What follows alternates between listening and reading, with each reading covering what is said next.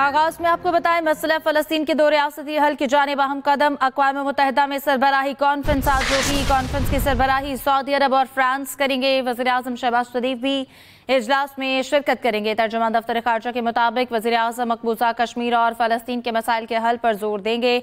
आलमी बरादरी की तवज्जो गजा में संगीन बहरान की तरफ मबजूल कराएंगे।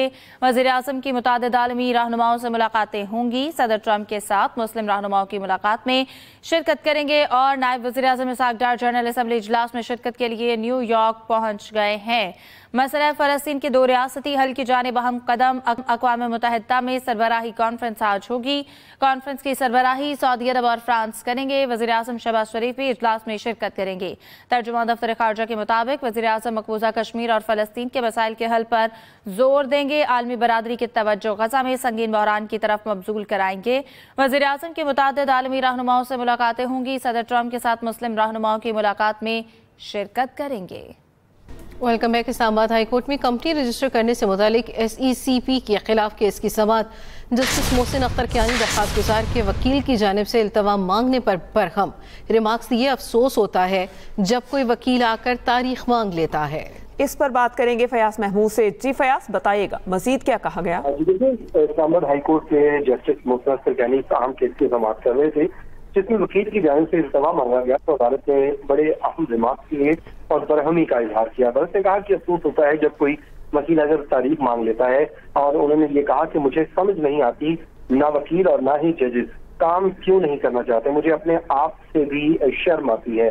दिल करता है कि कोर्ट को ही जुर्माना कर दूं। इस केस में 20 तारीखें हो चुकी हैं। अदालत ने ये रिमार्क दिए, जिसके बाद अदालत ने वकील दरख्वास्त गुजार की इल्तवा की सदा को मंजूर करते हुए कहा कि आइंदा समाअत पर इल्तवा नहीं दिया जाएगा। जी सही फयाज, आपका शुक्रिया।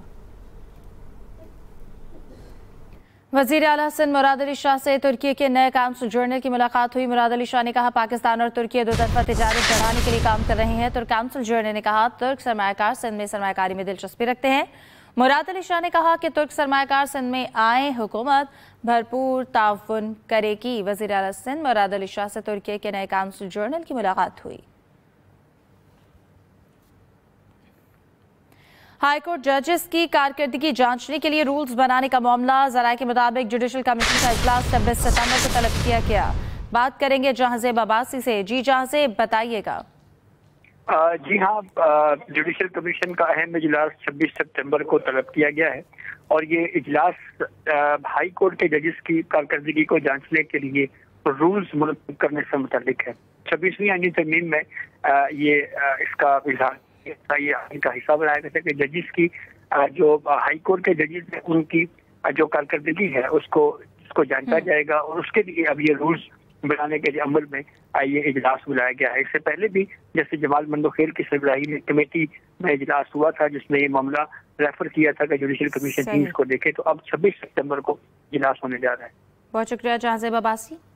जलालपुर, पीरवाला और अलीपुर में सैलाब की तबाहकारियां जारी। बड़ी तादाद में मुतासरीन इमदाद के मुंतज़िर। कई इलाकों में ताहाल कई फिट पानी। मोचवे M5 को शदीद नुकसान। मशरकी इलाके तालाब की शक्ल इख्तियार कर गए। तोड़े गए बंद और मोटरवे की बहाली का काम जारी। मशरकी इलाकों के मकीनों की कश्तियों के जरिए नकल मकानी जारी। अलीपुर में पानी में डूबकर एक शख्स जान बहक हो गया। दरिया चनाब के इलाके बस्ती अकबरपुर में ताहाल पानी जमा है। आपको बताएं कि वहां पर शहरियों को मुश्किलात का सामना है और शहरी नकल मकानी भी कर रहे हैं। इस पर तफसीलात जान लेते हैं हामिद चौधरी से। जी हामिद, बताइएगा। जी बिल्कुल, दरिया चनाब से सैलाबी रेलें तो गुजर गए हैं लेकिन तबाहियों की दास्तानें जो हैं अभी खत्म होने के नाम नहीं ले रही। इस वक्त मैं बस्ती अकबरपुर में मौजूद हूँ। यहाँ जो है अभी भी बंद के ऊपर जो है बड़ी तादाद में फैमिलीज जो हैं वो बैठी हुई हैं क्योंकि उनके घरों में अभी तक पानी है, चारों तरफ में पानी है और जो सड़कें, राब्ता सड़कें हैं वो टूट चुकी हैं।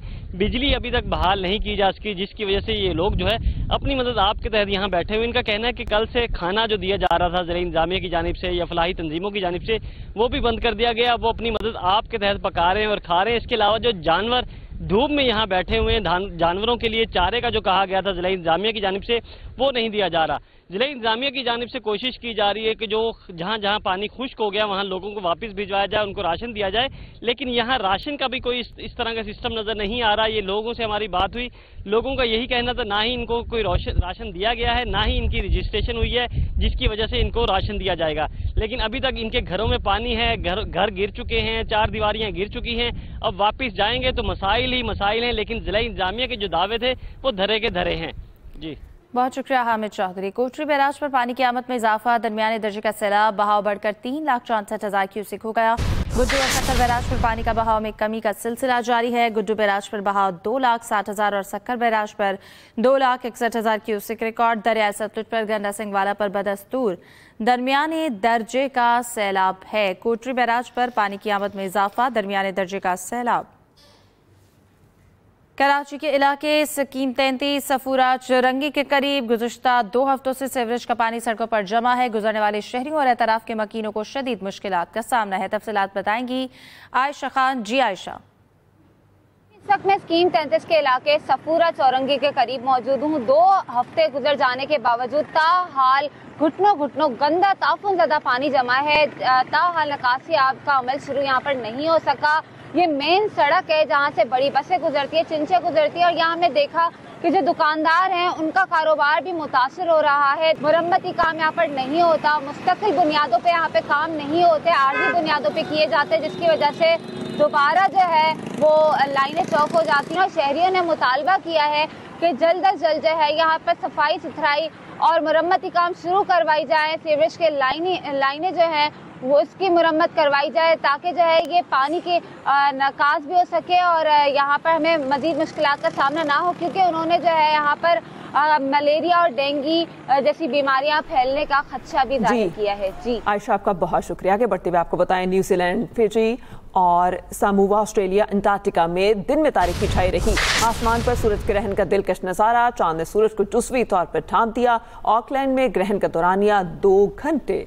पाकिस्तानी वक्त के मुताबिक सूरज ग्रहण रात 10:30 बजे शुरू हुआ। इख्तिताम रात 2:54 पर हुआ।